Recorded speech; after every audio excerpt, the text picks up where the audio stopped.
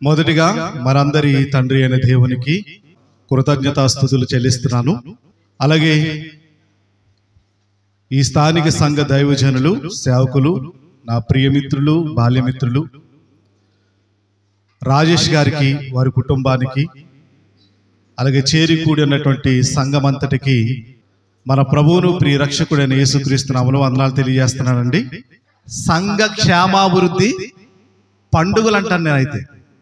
పండుగలా జరుగుతున్నాయి ఇవన్నీ కూడా. ఇప్పటికే 7 నా ముందు మాట్లాడారు. నేను 8వ వాడిని, చెట్ట చివరికి తోసేశాను నన్ను. అలాని కాదు కానీ, అయితే ప్రియమైన దేవుని పిల్లలారా, ఇప్పటి వరకు విన్నటువంటి వాక్యాన్ని బట్టి మీరు మార్కులు వేయకండి. మొదట ఆయన బాగా చెప్పాడు, ఈయనకి 100 ఇద్దాం, 2 ఆయన కొంచెం 90 ఇద్దాం, ఇలాంటివి వద్దు మనకి. అవి లోకస్తులు చేస్తారు. మీరేం చేయాలంటే ప్రతి పాఠం నుంచి మనకు అవసరమైనటువంటి పాఠాన్ని నేర్చుకోవడం అనేది చాలా ఇంపార్టెంట్. నిజంగా ఒక మహనీయుడు అన్నాడండి. ఆ మహనీయుడు ఏమన్నాడో తెలుసండి? ఆయన పేరుని చెప్పడం లేదు. ఆయన గురించి మంచి చెప్పిన సమాజం తప్పుగా అర్థం చేసుకుంటుంది మనల్ని, ఎందుకో మరి తెలియదు. అందుకే ఒక మహనీయుడు అని పేరు పెడుతున్నాను. ఆ మహనీయుడు ఏమన్నాడంటే, సత్యం అనేది ప్రతిరోజు ప్రచారంలో ఉండకపోతే, ఏంటది? సత్యం అనేది ప్రతిరోజు ఎలా ఉండాలి? ప్రచారంలో ఉండకపోతే అబద్ధమే సత్యమై ప్రకటింపబడుతుంది అనేటువంటి విషయాన్ని ఆయన తెలియజేశారు. ప్రియమైన దేవుని పిల్లలారా, బాగా ఆలోచించండి. సత్యం అనగా ఏంటి? వాక్యం. యోహాను సువార్త 17:17 ప్రకారంగా నీ వాక్యమే సత్యము. అంటే లోకములో మీరు ప్రపంచంలో ఎన్ని గ్రంథాలు తిరిగాయి, ప్రపంచవ్యాప్తంగా ఎన్ని పుస్తకాలు తిరిగాయి, మానవ జ్ఞానంతో నిర్మితమైనటువంటి కోట్ల గ్రంథాలు ఉన్నాయి, కోట్ల పుస్తకాలు ఉన్నాయి. కానీ అందులో సత్యం అనేది లేదు. సత్యం అనేది ఎక్కడుందంటే మీ చేతిలో ఉన్నటువంటి 66 పుస్తకాలలో దాగి ఉంది. ప్రియమైన దేవుని పిల్లలారా, ఈ సత్యం అనేది రోజు ప్రచారంలో ఉండాలి, రోజు ప్రకటించబడాలి. అందుకే ఈ వాక్యం గురించి పౌలు అనేటువంటి మహనీయుడు ఒక అద్భుతమైనటువంటి విషయాన్ని రాశాడు. చూద్దాం, చూడండి. తిమోతికి రాసిన 2వ పత్రిక,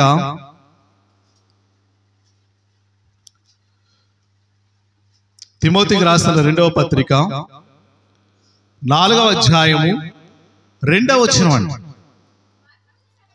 వాక్యమును ప్రకటించుము, సమయమందును అసమయమందును అన్నాడు. చూడండి అక్కడ. అంటే వాక్యం ఎప్పుడు ఎలా ఉండాలి? ప్రకటింపబడుతూ ఉండాలి, ప్రచురింపబడుతూ ఉండాలి. అది స్త్రీల ద్వారానైనా, పురుషుల ద్వారానైనా, దేవుని సేవకుల ద్వారానైనా, సంఘము ద్వారానైనా రోజు ప్రకటింపబడాలండి. ప్రతిరోజు వినిపించబడాలి. అప్పుడు సంఘము క్షేమాభివృద్ధిలో ఉంటుంది. ఇందులో 2 పదాలు ఉన్నాయి, క్షేమము ప్లస్ అభివృద్ధి. సంఘము క్షేమంగా ఉండాలి, ప్లస్ డెవలప్మెంట్ అవ్వాలి. ఎలా తెలుస్తుంది డెవలప్ అయిందని? సంఖ్య వలన, నాణ్యత వలన. నాణ్యత. సంఖ్య మందలుగా ఉండొచ్చు, నాణ్యత ఉండదు. ఏమండి? పొట్టు చాలా ఉండొచ్చు, గింజలు ఉండవు. గింజలు శ్రేష్టమైనవి. వాక్యం నేర్చుకునేటువంటి వారు శ్రేష్టమైన వారుగా ఉండాలి.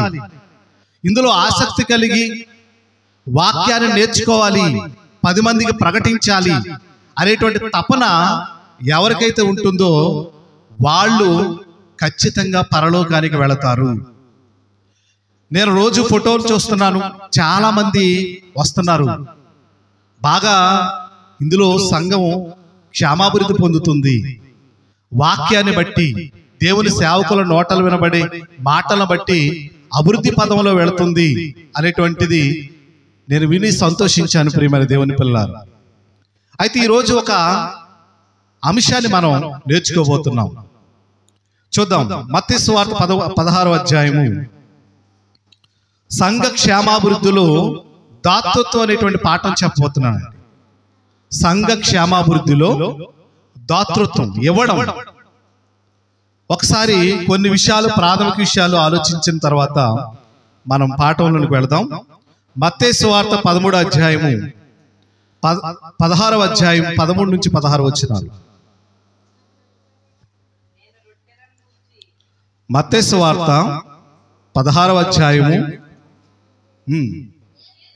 యేసు ఫిలిప్పుదైన కైసర ప్రాంతములకు వచ్చినప్పుడు మనుష్య కుమారుడు ఎవడని జనులు చెప్పుకొనుచున్నారని తన శిష్యులను అడుగగా, వారు కొందరు బాప్తిసమిచ్చు యోహాననియు, కొందరు ఏలియానియు, కొందరు ఇర్మియానియు లేక ప్రవక్తల్లో ఒకడనియు చెప్పుకొనుచున్నారని అనిరి.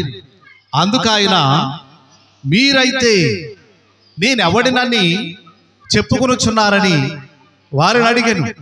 అందుకు సీమోను పేతురు, నీవు సజీవుడవగు దేవుని కుమారుడవైన క్రీస్తు అని చెప్పాను. అందుకు యేసు, సీమోను బర్యోనా, నీవు ధన్యుడవు, పరలోకమందున నా తండ్రి ఈ సంగతి నీకు బయలుపరిచినే గాని నరులు నీకు బయలుపరచలేదు. మరియు నీవు పేతురువు, ఈ బండ మీద నా సంఘమును కట్టుదును. ఈ పాయింట్ బాగా ఆలోచించండి. ఈ బండ మీద నా సంఘమును కడతానన్నది ఎవరు?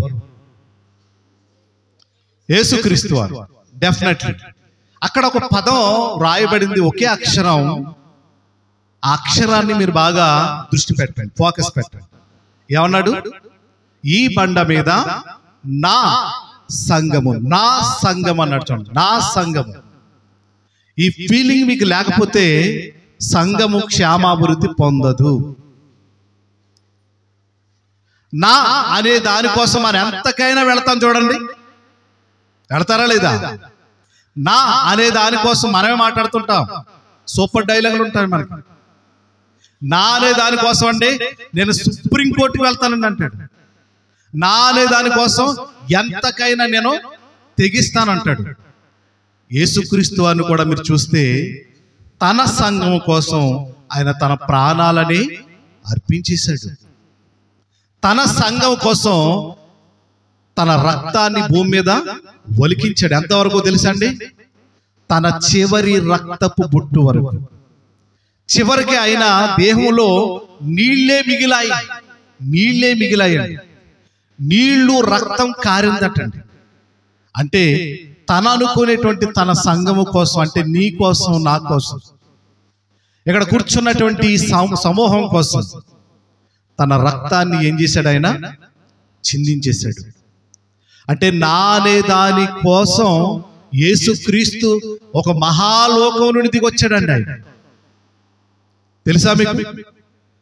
నా సంఘాన్ని భూమి మీద కట్టాలి, ఈ బండ మీద కట్టాలి అనేటువంటి దానికోసం ఆయన ఎలా పిలువబడేవాడో ఒక్కసారి మీరు ఫిలిప్పీలకు రాసిన పత్రిక 2వ అధ్యాయము 6వ వచనాన్ని చూస్తే పరలోకములో ఆయన ఎలా ఉండేవాడో చూడండి. ఆయన వైభవం, ఆయన దేవుని స్వరూపము కలిగిన వాడయుండి దేవునితో ఎలాంటి బంధం అయింది?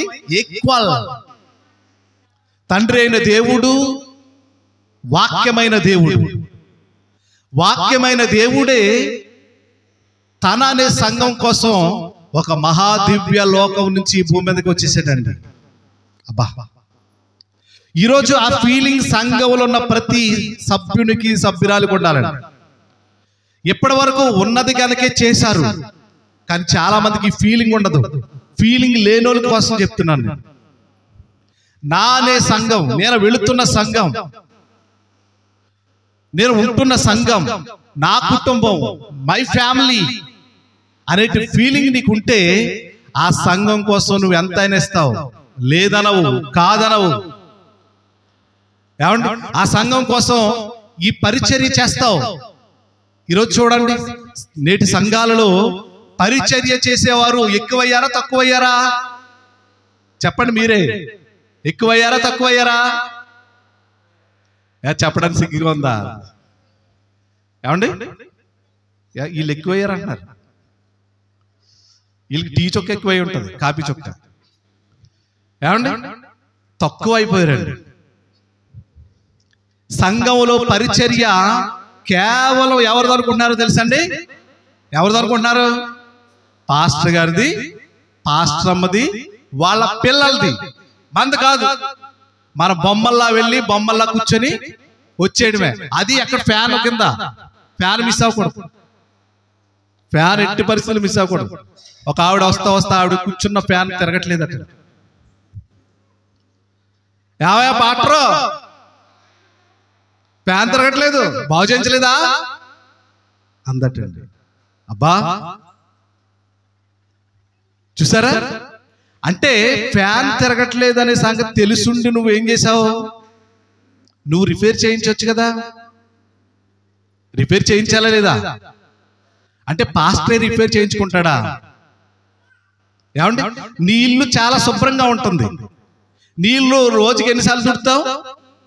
చాలాసార్లు తుడుతావు. ఎప్పుడు అద్దంలా మెరిసిపోవాలి నీళ్ళు. మరి మందిరం బూజులు పట్టుకుపోయినా నువ్వు పట్టించుకో. ఏమండి, ఫ్యాన్ తిరగపోయినా నువ్వు పట్టించుకో. మైకులు పని చేయకపోయినా రిపేర్ చేయించు. ఏమంటే కుర్చీలు లేకపోతే కుర్చీలు కొనవు. ఏంటండి ఇది? నా అనే ఫీలింగ్ లేని వాళ్ళు చేస్తారండి ఈ పనులన్నీ.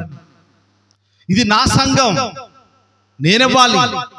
పోటీ పడాలండి, ఇవ్వడంలో పోటీ పడాలి. చాలా సంగతులు చెప్పే ఉంటారు నాకు తెలిసి. నేను చెప్పేది ఏంటంటే, సంఘము క్షేమాభివృద్ధి పొందాలంటే దాతృత్వంలో ముందుండాలి. దాతృత్వం ఇవ్వడం, తీసుకోవడం కాదు. దేవుడి నుంచి మనకు దీవులు రావాలి. ఎలా? ఆకాశపు వాకిండ్లు. మనకు వచ్చిన పదమే కదా అది. ఆ వర్డ్ ఎప్పుడు మనం ప్రార్థనలు మిస్ అవ్వం. ప్రభువా నీ ఆకాశాన్ని తెరిచేయి, విప్పేయి, మొత్తం కురిపించేయి నా కుటుంబం మీద. అడగరా? అడుగుతామండి. అందరికీ దేవుని ఆశీర్వాదాలు కావాలి. ఎలా వస్తాయి మరి? సంఘంలో ఒక పరిచారకుడుగా ఉన్నావా? సంఘంలో ఒక పరిచారకురాలుగా ఉన్నావా? సంఘంలో పట్టించుకుంటున్నావా?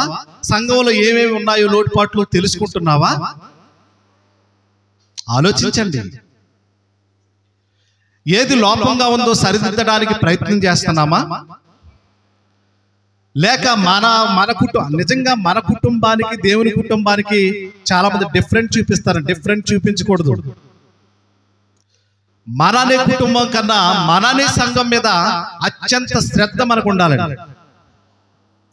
నా భార్య అంటే ఆ ఫీలింగ్ వేరు, నా భర్త అనేది ఆ ఫీలింగ్ వేరు, నా పిల్లలండి అని వాళ్ళని పరిచయం చేస్తూ ఉంటాం. మరి నీ సంఘాన్ని ఎప్పుడైనా ఇతరులకు పరిచయం చేసావా? నువ్వు వెళుతున్న సంఘం సత్యానికి స్తంభం అని నీకు తెలుసు. నువ్వు వెళుతున్న సంఘం సత్యానికి ఆధారం అని తెలుసు. నువ్వు వెళుతున్నటువంటి సంఘం బైబిల్లో ఉందని తెలుసు. అంత గొప్పదైన పరలోక వైభవాన్ని తెచ్చేటువంటి సంఘం గురించి నువ్వు చెప్పగలుగుతున్నావా? ఎక్కడో సిరియా అనేటువంటి దేశం, ఒక అమ్మాయి పని మనిషిగా అమ్మబడింది, దాసురాలుగా అమ్మబడింది.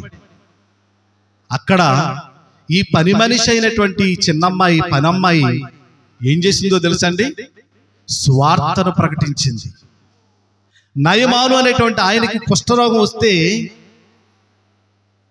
ఏమండి, తన దేశంలో ఉన్నటువంటి ఏలియా అనేటువంటి ప్రవక్త దగ్గరికి వెళితే బాగుపడతాడు. ఏలియా అనేటువంటి ఒక గొప్ప దైవజనుడు ఉన్నాడు. ఆయన పరలోకంలో ఉన్నటువంటి దేవుణ్ణి ఆరాధిస్తాడు. ఈ సృష్టికర్త గురించి ఆయనకి బాగా తెలుసు అని ఒక అద్భుతమైనటువంటి స్వార్థ ఒక పనమ్మాయి చెబితే ఈ నయమాను వెళ్ళాడండి. ఆలోచించండి. నేనే ఇక్కడికి ఎందుకు వచ్చాను? ఒక పని మనిషిగా వచ్చాను. నా పనేదో నేను చూసుకుని పోవాలి, కానీ ఈ స్వార్థ ఎందుకు చెప్పడం అనుకుంటారు చాలా మంది. ఇది నా పని కాదు అనుకుంటారు. మీరు ఎక్కడున్నా, ఏ ప్రాంతంలో ఉన్నా ఈ స్వార్థను అందింప చేయాలి. నిజమైనటువంటి సంఘం క్రీస్తు సంఘం అని మీకు తెలిసి అది మీరు ఇతరులకు చెప్పకపోయినా మీ కుటుంబస్తులకు చెప్పకపోయినా, మీ పొరుగు వారికి చెప్పకపోయినా, మీరు నా అనే సంఘం అనే ఫీలింగ్ మీకు లేదు. నీ కుటుంబం గురించి 1,00,000 చెప్తావు నువ్వు. మా ఆయనండి, మా ఆవిడండి, మా పిల్లలండి, అక్కడున్నారండి, విదేశాల్లో ఉన్నారండి, బాగా చదువుకున్నారండి, ఎంటెక్ అండి, బీటెక్ అండి, ఆటెక్ అండి అని చెప్తావు. అవునా? మాకండి అదంతా పొలమంతా మాదేనండి, ఈ ఎకరం అంతా మాదేనండి, ఇవన్నీ చెప్తావు. మరి నువ్వు వెళుతున్న సంఘం ఎంత గొప్పదో, ఆ సంఘం ఎవరు కట్టారు, ఎవరి స్వరక్తం చేత కట్టబడిందో అనే సంగతి నువ్వెందుకు చెప్పటం లేదు? అంటే నా అనే ఫీలింగ్ నీకు లేదు. లేదు. ఏమండి? యేసుక్రీస్తు నా అనే విషయంలో మరొక మాదిరికరమైనటువంటి విషయాన్ని మనం చూద్దాం. యోహాను సువార్త 2:16. యోహాను సువార్త 2:16 చదువుదాం. పావురములు అమ్మువారితో మీరిక్కడి నుండి తీసుకొని పొండి, నా తండ్రి ఇల్లు వ్యాపారపు టిల్లుగా చేయకుడి. ఈ సందర్భం మీ అందరికీ సుపరిచితమైనటువంటి సందర్భమే. యేసు దేవాలయానికి వెళ్ళడం, అక్కడ ఏముందట? పెద్ద పెద్ద రియల్ ఎస్టేట్ బిజినెస్ అంతా అక్కడే జరుగుతుంది. సంత, మార్కెట్, ఇదంతా చూశాడు. ఇది దేవుని మందిరం, నా ఈ దేవుని మందిరాన్ని వీళ్ళు ఏం చేస్తున్నారు? ఏమన్నాడు? నా తండ్రి ఇల్లు మీరు వ్యాపారపు ఇల్లుగా మార్చేశారు అని. అక్కడ ఏం చేశాడు తెలుసండి? కొరడాలు చేశాడు. కానీ వాళ్ళు కొట్టలేదు. చాలా మంది ఏమన్నారంటే, కొరడాలు చేసి వాళ్ళందరినీ కొట్టేశాను అన్నారు. వీళ్ళు సరిగా అన్నారుగా. ఏమండి, ఈరోజు తూర్పు దేశపు జ్ఞానులు ఎంతమంది వచ్చారు యేసుప్రభు దగ్గరికి పుట్టినప్పుడు? మీరు చెప్పండి, చెప్పాలి. తూర్పు దేశపు జ్ఞానులు వచ్చారు కదా యేసుక్రీస్తును ఆరాధించడానికి, పూజించడానికి. మత్తయి సువార్త 2 తీకండి, అన్ని తీసేస్తారు మీరు. ఏమండి, అప్పుడు ఆయనను పూజించడానికి వచ్చినటువంటి తూర్పు దేశపు జ్ఞానులు ఎంతమంది? 1, 2, 3, 4? 3 అని మీకు ఎలా తెలిసింది? బైబిల్లో లేదు కదా. మీకు ఎలా తెలిసిందో చెప్పనా? క్యాలెండర్. ఆ క్యాలెండర్లో 3 వ్యక్తులు ఒంటెల మీద వచ్చినట్టుగా మీకు అక్కడ క్యాలెండర్ బుర్రలోకి వెళ్ళింది, కానీ వాక్యం బుర్రలోకి వెళ్ళిందా? ఈరోజు క్యాలెండర్కే అలవాటు అయిపోయారండి జనాలు. తెల్లవారు లేవడం, క్యాలెండర్ చూడటం, ఒక బంగారు వాక్యాన్ని అమ్మయ్యా అనుకుని వెళ్ళిపోవడం. ఆలోచించారా? అంటే క్యాలెండర్ బుర్రలోకి వెళ్ళింది, కానీ నిజంగా తూర్పు దేశం జ్ఞానులు 3 వచ్చారా? మరొక ఆధారం ఏంటి? వాళ్ళు 3 వస్తువులను సమర్పించారు. ఏంటది? బంగారము, సాంబ్రాణి, బోళం. అంటే 3 వస్తువులు ఉన్నాయి కనుక 3 వచ్చారని డిక్లేర్ చేశాడు. కానీ బైబిల్ సాక్ష్యం ఇచ్చిందా? ఇవ్వలేదు, చెప్పలేదు. తూర్పు దేశపు జ్ఞానులు ఎంతమంది? ఇది మనకు ఎలా తెలిసింది? వాక్యాన్ని బట్టి వాస్తవంలోనికి వెళతాం, క్యాలెండర్ని బట్టి అవాస్తవంలోనికి వెళ్ళిపోతాం. మనం నమ్మాల్సింది వాక్యాన్ని కానీ క్యాలెండర్ని కాదు. ఏమంటే యేసుక్రీస్తు గొర్రెల కాపరి అని బైబిల్లో ఉంది. మనోళ్ళు ఏం చేశారు క్యాలెండర్లో? చెప్పండి, మీకు తెలిసిన విషయాలే. ఏం చేశారు? యేసుప్రభుని గొర్రెల కాపరిని చేశారని. పాపం ఆయన చంకలో కర్ర ఇట్టారు, చుట్టూ 2 గొర్రెలు ఇట్టారు, మళ్ళీ ఓ చంకలో బుల్లి మేక పిల్లలు ఇట్టారు. అంతే, మనం గొర్రెల కాపరిగా ఊహించేసుకున్నాం. అంతే. గొర్రెలు ఎవరమ్మ ఎందుకనా? ఆయన అసలు గొర్రెలు కాచినట్టుగా ఎక్కడైనా బైబిల్లో ఒక ఆధారమైన ఉందా మనకి? లేదండి. ఆధారాలు లేని సంగతులన్నీ నమ్మేశాం, బుర్రలో పెట్టేసుకున్నాం. మనకు కూడా కళ్ళు అలాగే వస్తాయి ఏంటో, మరి దర్శనాలు అలాగే వస్తాయి. ఎలాగా? ఆయన పచ్చని గడ్డి మీద గొర్రెలు మేపుతున్నట్టు మన మీద అక్కడ. చెప్పండి, మీకు తెలుసా అండి? మేము తిట్టడానికి రాలేదు, కానీ కొంచెం ఘాటుగా ఉంటుంది అంతే. ఓకేనా? ఇక్కడ యేసుక్రీస్తు వారు యోహాను సువార్త 2:16 నా తండ్రి ఇల్లు వ్యాపారపు టిల్లుగా చేయకూడని వారు చెప్పారు. అంటే దేవుని మందిరాన్ని యేసుక్రీస్తు వారు ఎలా చూస్తున్నారు? నా తండ్రి ఇల్లు, ఇది నా తండ్రి ఇల్లు. మీరెలా చూస్తున్నారు సంఘాన్ని? ఆలోచించండి. నా ప్రభు కట్టిన సంఘం, తన స్వరక్తాన్ని సంపాదించిన, తన స్వరక్తం చేత సంపాదించిన సంఘంగా మీరు ఫీల్ అవుతున్నారా? ఏమండి, మన ఇంటి మీద ఉన్నంత శ్రద్ధ చర్చి మీద మనకు ఉంటుందా చెప్పండి? చర్చి గోడలు పాడైపోయినా ఏం మాట్లాడడం, చర్చి తలుపు ఇరిగిపోయినా ఏం మాట్లాడను, కిటికీలైపోయినా ఏం మాట్లాడను. ఏమండి, ఏసేది 5 రూపాయలు 10 రూపాయలు చందా, ఎంత బిల్డప్ ఇస్తాం? సేవకుడు నేను పోషించేస్తానని అంత బిల్డప్ ఇస్తారని చాలా మంది. ఆలోచించండి. ఈరోజు సంఘాల గురించి మీరు ఆలోచిస్తే సంఘ బిడ్డల యొక్క మనస్తత్వాలు ఎలా ఉన్నాయో ఆలోచించండి. మీ గురించి అందుకే ముందు పోగొడేశారు, మీరు కాదని. ఆలోచించారా ప్రియమైన దేవుని పిల్లలారా? నా అనే ఫీలింగ్ సంఘం మీద మనకు ఉండాలండి. అప్పుడే సంఘము అద్భుతంగా క్షేమాభివృద్ధి పొందుతుంది. రెండవది, డెవలప్ అవుతుంది. నీ సంఘం గురించినటువంటి నువ్వు విదేశాలకు వెళ్ళినా చెప్పగలుగుతావు. ఇదిగో మా సేవకులు రాజేష్ గారు అద్భుతంగా దేవుని మాటలు అందిస్తారు, మీరు రండి ఒకసారి అని వాళ్ళు తీసుకొస్తాం. మనం రావడమే చాలా బద్ధకం. మనకి పాటలు అయిపోతాయి, వాక్యపట్నాలు అయిపోతాయి, ప్రసంగం అయిపోతుంటది, బలారాధన అయిపోతుంటది, ముగింపు ప్రార్థనకి సరిగ్గా వచ్చి కూర్చుండవు అంతే. పాటలు వినబడుతుంటాయి, ప్రారంభించేశారన్న తొందర మనకు ఉండదండి. అయ్యో పాటలు అయిపోయాయి, ప్రసంగం చెప్పేస్తున్నారన్న తొందర కూడా ఉండదండి చాలా మందికి. ఆలోచించారా ప్రియమైన దేవుని పిల్లలారా? నా సంఘం, నా అనే దానికోసం మనం ఎంతకైనా వెళతాం. ఈరోజు వెళ్ళలేకపోతున్నామంటే దానికి ప్రధానమైనటువంటి కారణం ఏంటంటే నా అనే ఫీలింగ్ లేదు మనకి. క్రీస్తు రక్తంలో కడగబడినా, క్రీస్తును ధరించుకున్నా ఆ ఫీలింగ్ మనకు రావడం లేదంటే సాతాను ఎక్కడో మనల్ని దెబ్బ కొట్టేశాడు. విత్తబడిన వాక్యాలు ఏం చేశాడు? వాడు ఎత్తుకెళ్ళిపోయాడు. ఇది 8వ రోజు. 7 రోజుల ముందు మీరు వాక్యం అన్నారు, ఎన్ని విత్తనాలు ఎత్తుకెళ్ళిపోయో లెక్క పెట్టుకోండి. మన విన్నది ఎంతవరకు స్టోర్ అయింది? హృదయం నిండి ఉండిన దాన్ని బట్టే నోరు మాట్లాడుతుందని రాజేష్ గారు తెలివిగా ఏం చేశారంటే మీ చేతులు కాగితం కట్టారు, మీ అభిప్రాయం చెప్పండి. ఇప్పుడు 7 రోజుల యొక్క ప్రసంగాలు విన్న తర్వాత మీరు ఆ దాని మీద ఏం రాస్తారు? చాలా తెలివిగా బాగా చెప్పారు అని రాసేయచ్చు.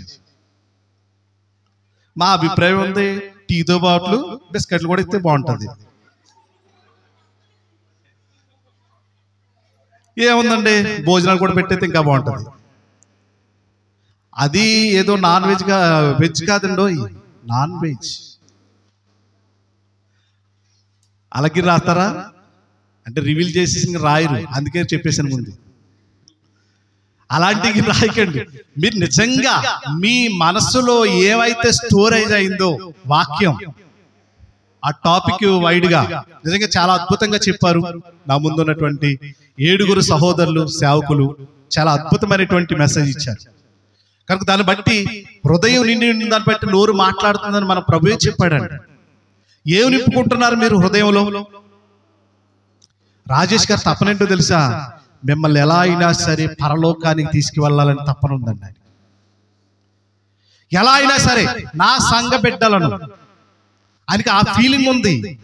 కనుక ఈ సెమినార్లు, ఈ సభలు, ఈ బైబిల్ తరగతులు, ఈ విజ్ఞాన తరగతులు ఎందుకు అనుకుంటున్నారు? మీరు దారి మళ్లించి పెడతారు, సాతాను దారి తప్పించేస్తాడు.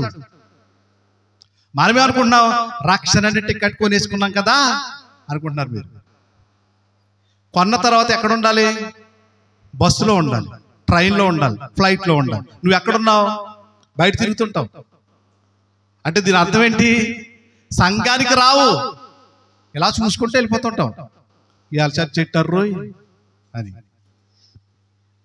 అంటే చాలా మంది ఆలోచన విధానం మారట్లేదండి. టికెట్ కొనుక్కున్న తర్వాత, రక్షణ అనే టికెట్ కొనుక్కున్న తర్వాత నువ్వు సంఘములోనే ఉండాలి, వాక్యములోనే ఉండాలి, విశ్వాసంలోనే ఉండాలి, భక్తిలోనే ఉండాలి, ప్రేమించడంలోనే ఉండాలి. నానే దానికోసం నేనేం చేయాలి అనేటువంటి ఆలోచనలో ఉండాలి, తలంపుల్లో ఉండాలి. ఆలోచించండి ప్రియమైన దేవుని పిల్లలారా, ఇక్కడ యేసుక్రీస్తు వారు ఎంత మాదిరి మనకి చూపిస్తున్నారో ఈ వచనాల్లో మనం చూస్తున్నాం. ఇకపోతే తిమోతికి రాసిన మొదటి పత్రిక 6వ అధ్యాయం 17వ వచనాన్ని చూడగలిగితే, తిమోతి గారు చూస్తున్నటువంటి సంఘములో ఎక్కువ మంది ధనవంతులు ఉన్నారట. ఎవరున్నారు? ధనవంతులు. ఆ ధనవంతుల కోసం తిమోతి గారికి పౌలు గారు ఒక లేఖ రాస్తున్నాడు. చూద్దాం. ఇహమందు ధనవంతులైన వారు గర్విష్ఠులు కాక అస్థిరమైన ధనమునందు నమ్మిక ఉంచక, బాగా వినండి, ఈరోజు కొద్దో గొప్ప మనకి దేవుడు అనుగ్రహించిన మేరకు ఏమంటే చాలా మంది ధనవంతులుగా ఉన్నారు, ఆస్తిపరులుగా ఉన్నారు. ఏమండి, పాడి పంట పశువులు కలిగి ఉన్నారు, పంట పొలాలు కలిగి ఉన్నారు, ఇళ్ల స్థలాలు కలిగి ఉన్నారు. అలాగే ఎంత కాదనుకున్నా మనం ఎంతో కొంత ధనవంతులు అని చెప్పొచ్చు ఈ ప్రాంత పరిస్థితులను బట్టి. అయితే ప్రియమైన దేవుని పిల్లలారా, తిమోతి గారు చూస్తున్నటువంటి సంఘంలో బహుధనవంతులు ఉన్నారండి. ఎంప్లాయీస్, వాళ్ళు రోమన్ ఎంప్లాయర్స్ అండి, వాళ్ళు ఉద్యోగస్తులు, బాగా అత్యంత ధనవంతులు ఉన్నారు. అయితే తిమోతి ద్వారా ఒక హెచ్చరిక జారీ చేస్తున్నాడు వీళ్ళకి. ఇహమందు ధనవంతులైన వారు గర్విష్ఠులు కాకంటే, ధనం ఉంటే ఆటోమేటిక్గా మనకి ఏమొస్తుంది? గర్వం వస్తుంది. వస్తుందా రాదా? అయ్యో నాకు రాదన్న వాళ్ళు చేతులు ఎత్తండి. అలా చేతులు ఎత్తారని దొరికిపోతారని అర్థమా? అమ్మో, మీరు మామూలు కాదు. ఏమండి, గర్వం ఖచ్చితంగా వస్తుందంట. నాశనానికి ముందు ఏమి నడుస్తుందంట? ఇదే. కాళ్ళు ఎలా వచ్చేదానికి నడుచుకుంటూ వెళ్ళిపోద్దంట. అంటే నాశనంలో పడిపోతారని పౌలు అనేటువంటి మహనీయుడు సంఘానికి లేఖ రాస్తే ఏమన్నాడో తెలుసండి? ఇహమందు ధనవంతులైన వారు గర్విష్ఠులు కాక, అస్థిరమైన ధనం. ధనం ఎలా ఉంటది? స్థిరమైంది కాదు. ఒకడు అడిగాడు డబ్బుని, నాలంటుడు ఎవడో ఉంటాడు కదా, అడిగాడు, డబ్బు నువ్వేం చేస్తావంటే, నేనేం చేస్తానంటే అని డబ్బు ఆన్సర్ ఇస్తుంది అనమాట. నేనేం చేస్తానంటే అన్నదమ్ములు విడగొడతాను, భార్య భర్తల్ని విడగొడతాను, కుటుంబాల మధ్య చిచ్చు పెడతాను, నా అనుకునే వాళ్ళందరినీ దూరం చేస్తాను. నిజంగా డబ్బు ఉంటే చూడండి, డబ్బున్న వాళ్ళండి, నేను బాగా అబ్జర్వేషన్ చేశాను, వాళ్ళు ఆ స్థాయికి తగ్గ వాళ్ళని ఎంచుకుంటారండి. వాళ్ళు డబ్బున్న వాళ్ళు అనుకోండి, ఆ స్థాయి పోన్లే మా మేనమ కూతురు నేను పెళ్లి చేసుకుందాం అనుకున్నాను అనుకోండి, ఎవడరా నువ్వా నా కూతురుని అడగడానికి అంటాడు. అంటే డబ్బున్న హోదా కలిగినటువంటి వాళ్ళు వీళ్ళు. అందుకే డబ్బు అనేది చాలా ప్రమాదం అని డబ్బు చెప్పకనే చెప్తా. అది ఎవరి దగ్గర స్థిరంగా ఉండదు, అస్థిరమైనది అన్నాడు. స్థిరమైనది కాదు, అస్థిరమైన ధనమందు నమ్మిక ఉంచక సుఖముగా అనుభవించుటకు సమస్తమును మనకి ధారాళంగా. నీకు ఎందుకు ఇచ్చాడు అదంటే నువ్వు సుఖంగా ఉండాలని ధారాళంగా దేవుడు దయచేశాడు. అది దేవుని ఆశీర్వాదం వాళ్ళని కలిగింది. అయితే ఈ ధనాన్ని ఏం చేయాలంటే చెప్తున్నాడు చూడండి,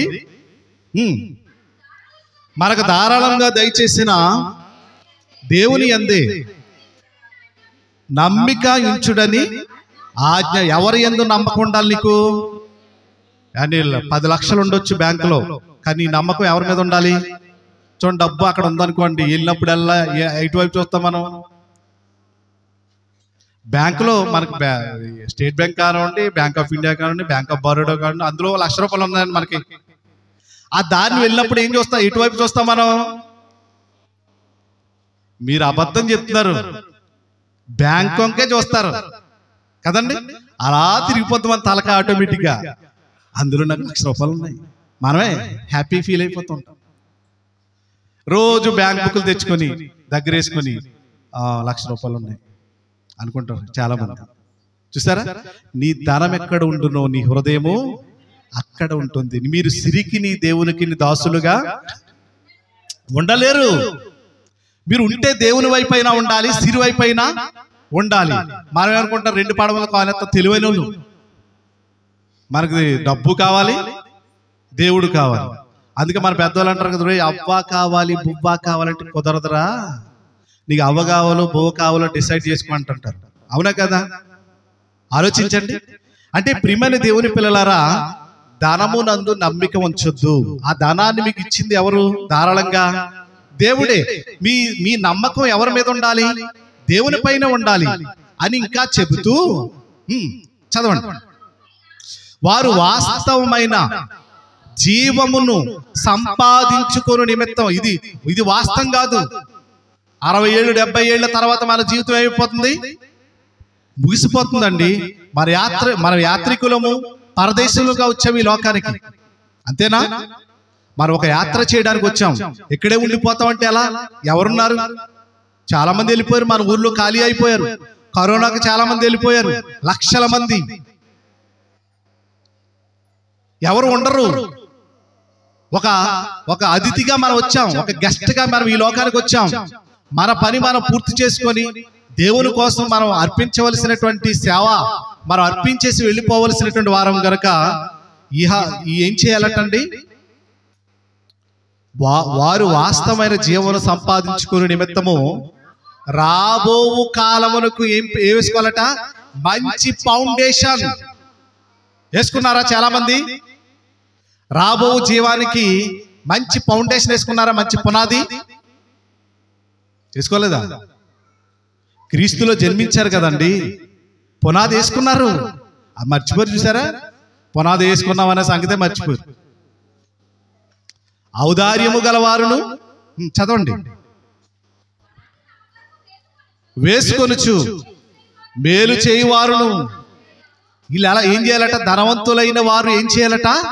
మేలు చేయాలి, సత్క్రియలు చేయాలట. సత్క్రియలు అంటే వాక్య సంబంధమైన క్రియలు చేయాలి, పనులు చేయాలి. మీ ధనాన్ని దానికోసం ఉపయోగించాలి, ఈ సేవ కొరకు ఉపయోగించాలి. నిజంగా చాలా మంది చూస్తుంటాను, కొంతమంది ముందుకు వస్తారండి. ముందుకు వచ్చిన వాళ్ళు ఏం చేస్తారంటే, చాలా మంది నీకు డబ్బు ఎక్కువైపోయింది ఇచ్చేస్తున్నాం అందుకని అని వెనకలు అవుతుంటారు. చూడండి, జరిగింది అలాగే ఎవరికైనా? పోనీ మనం వాక్యం విని నిజమే మన సత్క్రియలు చేయాలి, మన ధనాన్ని సేవ కొరకు సమర్పించాలి, సేవ కొరకు ఇవ్వాలి అని ముందుకు వచ్చారనుకోండి, డబ్బు ఎక్కువైపోయింది నీకు అంటుంటారు. చాలా మంది వెనకలాగుతుంటారు. కొంతమంది ఏమో అందరిచ్చాక చూద్దాంరా అంటుంటారు. అందరిచ్చాక చూస్తావా? అది కుదరదు. పోటీ పడి ఇవ్వాలండి. దాతృత్వం, దేవుని సేవ కొరకు, దేవుని పని కొరకు దాతృత్వం కలిగిన ఇవ్వాలనేది పౌలు గారి యొక్క స్వార్థ పరిచర్య. ఔదార్యం గలవారును తమ ధనములో ఇతరులకు పాలిచ్చి సేవ చేయాలండి. ఎవరికైతే ఆ పూటకి అన్నం లేక బాధపడుతున్నారు, ఇబ్బంది పడుతున్నారు, వారికి మీరేం చేయాలి? మీ ధనంలో కొంచెం పెట్టాలి వాళ్ళకి, నీ అన్నంలో కొంచెం పెట్టాలి వాళ్ళకి. నీకు బట్టలు ఉన్నాయి, వాళ్ళకి బట్టలు లేవు, వాళ్ళకి బట్టలు ఇవ్వాలి. నీకు కలిగింది వాళ్ళకి పెడితే అది దేవుని సేవ అవుతుంది. ఇది అడిగాడు. మత్తయి సువార్త 25వ అధ్యాయంలో తీయకండి, చెప్పాను కదా మీరు అన్నిటికి వెళ్ళిపోతారని. అక్కడ ఒక మాట అన్నాడు, నేను ఆకలి కొంటిని మీరు నాకు ఆహారం పెట్టారు, దప్పికొంటిని దాహం ఇచ్చారు, దిగంబరుడై ఉంటే నాకు వస్త్రములు ఇచ్చారు, నేను రోగినై ఉంటే మీరు చూడటానికి వచ్చారు, తర్వాత నేను జైల్లో ఉంటే నన్ను పరామర్శించడానికి వచ్చారు అన్నప్పుడు ఈ నీతిమంతులు ఏమని అడుగుతారు? ప్రభువా, నువ్వెప్పుడు వచ్చావు? నువ్వెప్పుడు ఆకలి కొని ఉండిటైనను, నువ్వెప్పుడు దప్పి కొని ఉండిటైనను, నువ్వెప్పుడు వస్త్రహీనుడై ఉండిటైనను మేము ఎప్పుడు ఇచ్చావంటే, ఇదిగో మిక్కిలి అల్పులైన ఈ సహోదరులకు మీరు చేశారు కనుక నాకును చేసినట్టే అని అంటాడు. ఎప్పుడన్నాడా మాట? ఎప్పుడు అన్నాడండి? యేసుక్రీస్తు రెండవ రాకడలో గొర్రెలను మేకలను వేరుపరిచి గొర్రెలతో అంటున్నాడు, ఇదిగో లోకం పుట్టినది మొదలుకొని నా చేత ఆశీర్వదింపబడిన వారులారా రండి, మీకోసం ఏముంది? నిత్య జీవం, ఎటర్నల్ లైఫ్ ఉంది, ఆ లైఫ్ లోకి మీరు రండి అంటూ వాడితో చెప్పబడిన మాటలు అవి. వీళ్ళని అడిగాడు గొర్రె మేకలని. మాకు తెలిస్తే మేము చేసేద్దాం అన్నారు వాళ్ళు. నీ దగ్గరికి సహాయం కోరి ఎవరైనా వచ్చినప్పుడు ఆ రూపంలో ఎవరున్నారో తెలుసా? నీ ప్రభు ఉన్నాడు. నువ్వు చేస్తావా లేదని ఒక పరీక్ష. చేయగలేదంట. మనం ఏం చేస్తావో ఇంట్లో మరి చేయకాలి లేదంట. ఏమన్నా అలా తిరిగి రావమ్మా, మళ్ళీ వచ్చినప్పుడు రా అంటాడు. ఎవరిని కాళ్ళు అరిగేలా పాపం వచ్చి నీ దగ్గర అడిగాడు, ఉంటే సహాయం చెయ్యాలి. మళ్ళీ తిరిగి రమ్మంటావా? మళ్ళీ వస్తాడా వాడు? అబ్రహాం గురించి మనం చదువుకుంటాం. అబ్రహాము తెలియకనే దేవదూతలకు ఏమి ఇచ్చాడట? ఆదిత్యం ఇచ్చాడు. ఆదిత్యం అంత గొప్పది. నీ దగ్గరకు వచ్చాడు, ఇప్పుడు మెతుకులుంటే పెట్టమని. అంటే ఇది వరకు అడుక్కునే వాళ్ళు పెట్టేవాళ్ళు ఉన్నాను. ఇప్పుడు ఏం చేస్తున్నాం? మిగిలిపోయి అన్ని ఏం చేస్తున్నాం? రాత్రి కూర మిగిలింది, రాత్రికి అన్నం మిగిలింది, ఏం చేస్తున్నాం? ఫ్రిడ్జ్లో తోసేస్తున్నాం అంతే. పొద్దున తీ ఏడు చేసేయి, మళ్ళీ పెట్టేయి మాకు. ఏమండి, ఈ పేగు సంబంధిత వ్యాధులు ఎందుకు వస్తున్నాయి తెలుసండి? ఈ చల్దులు పుల్దులు తినటం వల్లే. ఫ్రిడ్జ్లో కంటెంట్ అనేది ఆహార పదార్థాలని ఉంచడం, నిల్వ ఉంచడమే తప్పటండి. ఆ ఫ్రిడ్జ్లో మళ్ళీ తెచ్చుకొని మళ్ళీ వేడి చేస్తున్నాం, మళ్ళీ వేడి చేసి మళ్ళీ తోసేస్తున్నాం లోపలికి. ఇది పొట్ట చెరువా? ఆలోచించండి ప్రియమైన దేవుని పిల్ల. పెట్టాలండి, ఇతరులకు పెట్టాలి. పిలిచి పెట్టేవాళ్ళం, కూర వేసేవాళ్ళం, ఇది వరకు అన్నం పెట్టేవాళ్ళం, అవన్నీ మర్చిపోయాం కదండి. అందుకే మన దగ్గర రావటం మానేశారండి. అలా రోడ్డు అంటే వెళ్ళిపోతున్నారు. ఈ పేటకి వెళ్తే కడుపు నిండా అన్నం దొరుకుతుందని వచ్చేవారు, ఇది వరకు మన దగ్గర రావట్లేదు. ఎందుకని? వాళ్ళు పెట్టర్రా బాబు, వాళ్ళు ఫ్రిడ్జ్లో పెట్టేసుకుంటారు. వాళ్ళకి అర్థమైపోయింది. ప్రియమైన దేవుని పిల్లలారా, ఆలోచించండి. ఇంకేమంటున్నాడు ఒకసారి చూద్దాం. సామెతల గ్రంథం 11వ అధ్యాయం. ఔదార్యము కలిగిన వారుగా ఉండాలని, దాతృత్వం కలిగిన వారుగా ఉండాలని బైబిల్ మనకి సంఘము క్షేమాభివృద్ధిలో ఇదొక మంచి గుణ లక్షణం. ప్రియమైన దేవుని పిల్లలారా, 11వ అధ్యాయం 25వ వచనం సామెతల గ్రంథం. ఔదార్యము గలవారు పుష్టి నొందుదురు. మీరు ఇవ్వండి, ఇస్తూ ఉండండి, వస్తూ ఉంటాయండి. మనం ఆపేస్తాం, ఆగిపోతాం. ఇదే సూత్రం అండి. మీరు ఇస్తూ ఉండండి దేవుని సేవకి, అలాగే ఇతరులకు మీరు పెడుతూ ఉండండి, మీకు వస్తూనే ఉంటాయండి. మనం ఏం చేస్తాం? ఆపేస్తాం. ఏమండి, ఏమీ లేనోలా నటించేస్తాం, ఏమీ చేయలేలాగా మాకెక్కడదండి, మేము ఎక్కడ ఇవ్వగలం అంటాం. పిల్ల అనగానే ఎన్ని లక్షలు వస్తాయి నీ చేతికి? 5 లక్షలు అలా వచ్చాయి చెప్పు. ఇక్కడ దేవుని పని అంటే ఒక 1000 రూపాయలు ఇవ్వలేని దానివి నీ పెళ్ళంటే 5 లక్షలు నీ చేతికి ఎలా వచ్చాయి? దాచావు కదా, దేవుని సేవకు బిగబట్టావు కదా. నీ దగ్గర దాతృత్వం ఏది? ఆలోచించండి ప్రియమైన దేవుని పిల్లలు. మన ఇంటి కోసం అంటే, మన బిడ్డల కోసం అంటే, మన కోసం, మన ఆరోగ్యం కోసం. ఒక ఆయన సిలిండర్లు కొనేసుకున్నాడు కరోనా టైంలో, 5-6 చచ్చిపోయాడు. ఉన్నా చచ్చిపోయాడు. ఎవరికి ఇవ్వలేదండి నా సిలిండర్, నాకు వస్తే పెడతారని ఉంచుకున్నాడు. వచ్చింది ఆ రాత్రే చచ్చిపోయాడు. పేపర్లో కూడా పడింది ఆ విషయం. అంటే నువ్వు ఇచ్చుంటే ఈ 5 సిలిండర్లు నీకు అసలు కరోనా అనేది రాకుండా దేవుడు నిన్ను కాపాడి ఉండేవాడు కదా. ఇంత చిన్న కామన్ సెన్స్ ఎలా మిస్ అవుతాం చూడండి. మనం దేవునికి ఇచ్చే విషయంలో బిగబడతాం. దేవుడు మాత్రం పట్టజాలనంత విస్తారమైన దీవులు ఆకాశపు తెరిచేసి ఇచ్చేయాలి మనకి. మనం దేవునికి ఇచ్చే విషయంలో మాత్రం చాలా పేదోళ్ళ నటించేస్తా ఉన్నప్పుడు ఆస్కార్ అవార్డు ఇవ్వాలి మనకి. అదొకటి తక్కువ. మన నటనకి ఉత్తమ ఆస్కార్ అవార్డు ఇవ్వాలి. ఆలోచించండి. ఇచ్చేవారి కోసం మాట్లాడట్లేదు సుమా, ఇవ్వని వారి కోసం మాట్లాడుతున్నా. ఇంకా చాలా మంది కలుగులో ఎలకలా బయటకు రావట్లేదు, రావాలి వాళ్ళు, వాళ్ళ కోసమే మాట్లాడుతున్నాను. ఏమన్నాడు? ఔదార్యము గలవారు పుష్టి నొందురు. వాళ్ళు ఎప్పుడు పుష్టిగా ఉంటారండి. నీళ్లు పోయేవానికి నీళ్లు పోయబడును. నువ్వు మా గిన్నెడు మంచి నీళ్ళు ఇచ్చావనుకో, ప్రభు ఏమన్నాడు? నా సేవకుడని నా పనివాడని ఎవడైనా నీ గిన్నెలు మంచినీళ్ళు ఇస్తే ఆ ఫలము పోగొట్టుకోడు అన్నాడు కదా. ఎవరైనా దాహం అని వస్తే నీళ్ళు ఇస్తాను. నీళ్ళు ఇవ్వడం బట్టి అవసరాలు తీర్చమండి, అంతేగాని నీళ్ళు అడిగితే నీళ్ళు అడుగు అన్నవాడక కనకూడదు మనం. ఏమండి? ఇంకా ధాన్యము బిగబట్టువాడు, చూసారు, శాపం. మీరు ఇవ్వాలి, ఏమండి, చెయ్యాలి దేవుని కోసం. అదే సామెతల గ్రంథం 11:28 కూడా చదవండి, నాకు టైం అవుతుంది. అహంకారము వెంబడి అవమానం వచ్చును, వినయము గల వారి యొద్ద జ్ఞానమున్నది. యథార్థవంతుల యథార్థత వారికి త్రోవ చూపించును. 11:28 అమ్మా. దానమును నమ్ముకుని వాడు ఏమైపోతాడమ్మా? అభివృద్ధి చెందుతాడు, డెవలప్ అవుతాడు అని ఉంది అక్కడ. పాడైపోతాడు. చిట్ట చివరకు చూడండి, చదివండి మొత్తం అంతా, చదువుకుంటూ వెళ్ళిపోండి. అలాగే ఇంకా వివరణ వద్దు మీకు.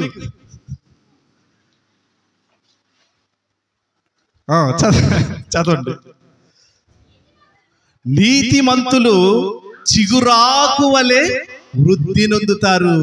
ఆలోచించండి, క్రీస్తుల్లో నీతిమంతులైన మీరు, మీలో ఈ దాతృత్వం గనక ఉంటే మీరు ఎలా ఉంటారో తెలుసండి?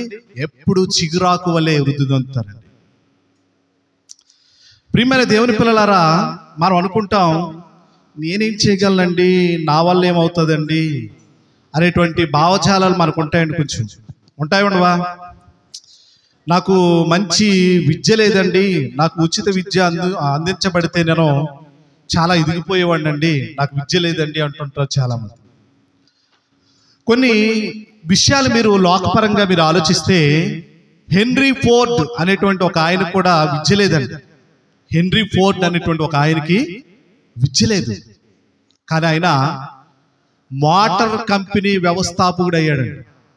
ఒక ప్రముఖ పారిశ్రామికవేత్తగా వెలుగొందాడు హెన్రీ ఫోర్డ్ అనేటువంటి. నేను నెట్లో కొడితే మీకు తెలుస్తుంది. చాలాసార్లు జీవితంలో నేను ఓడిపోయానండి, నాకు చాలా పరిస్థితులు నన్ను ఎదగనివ్వలేదండి అంటుంటాం మనం. కానీ అబ్రహాం లింకన్ అనేటువంటి అమెరికా ప్రెసిడెంట్, ఒకప్పటి మాజీ ప్రెసిడెంట్, చనిపోయాడు, ఇప్పుడు లేడు. ఆయన ఎన్నిసార్లు ఓడిపోయాడో తెలిసింది జీవితంలో? చాలాసార్లు ఓడిపోయాడు.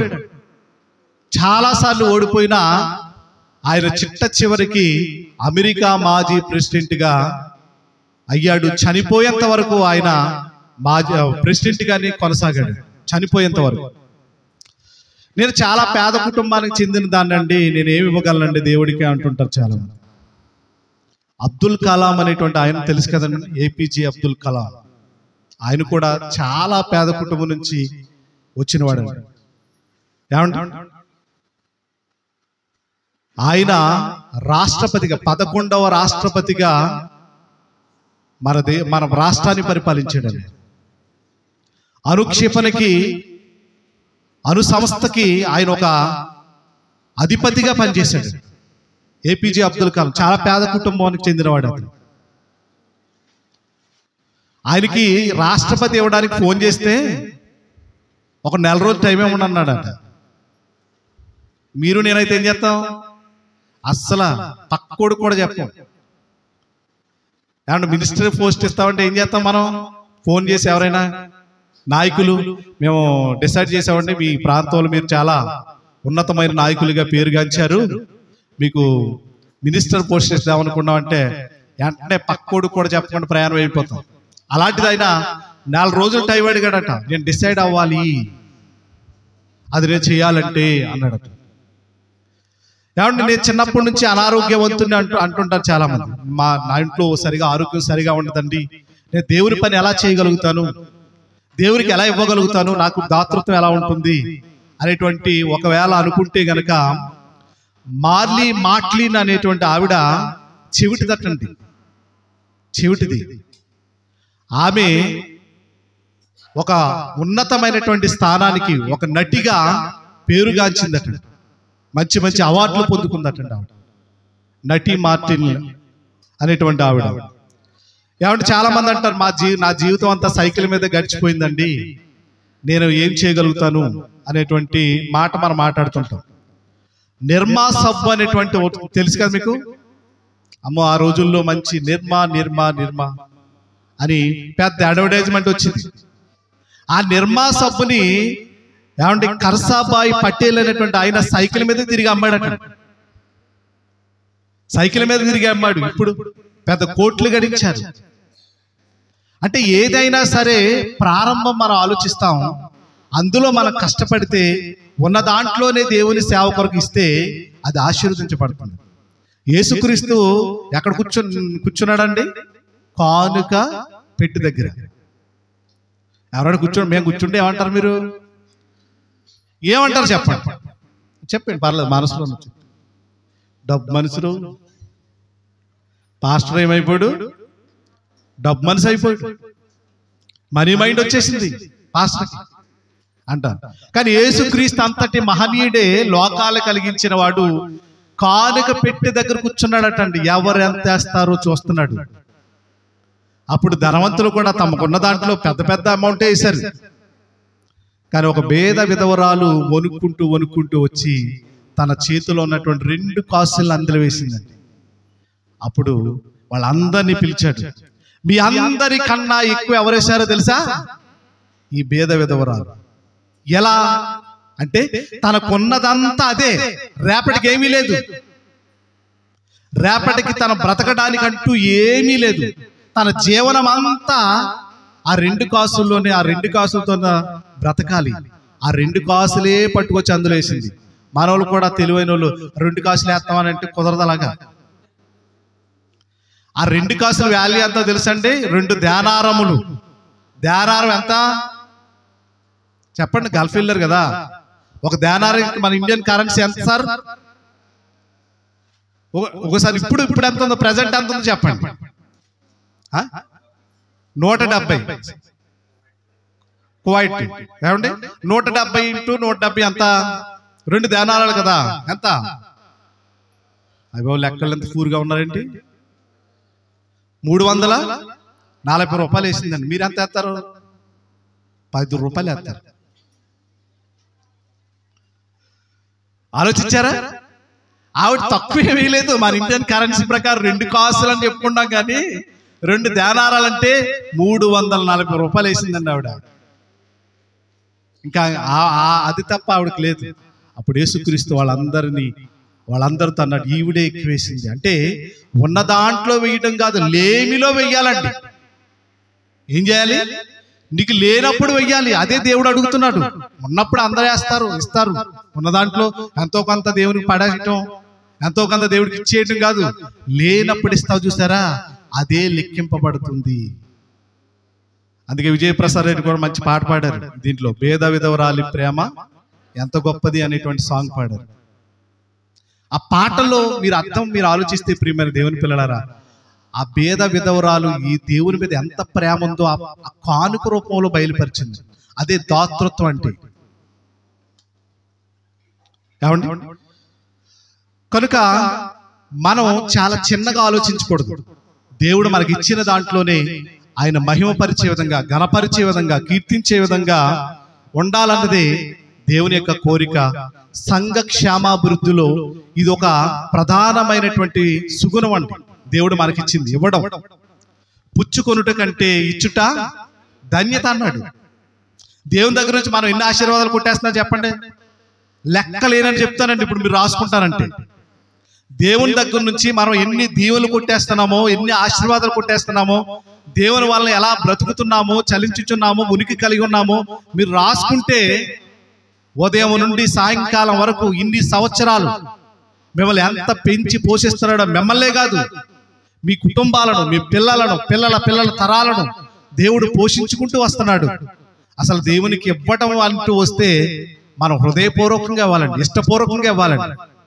వాళ్ళు ఇచ్చారు, వీళ్ళు ఇచ్చారు కదా, ఇవ్వకపోతే బాగుండదు కదా అని ఇవ్వకుండా ఎప్పుడు మీ మనస్ఫూర్తిగా ఇవ్వండి.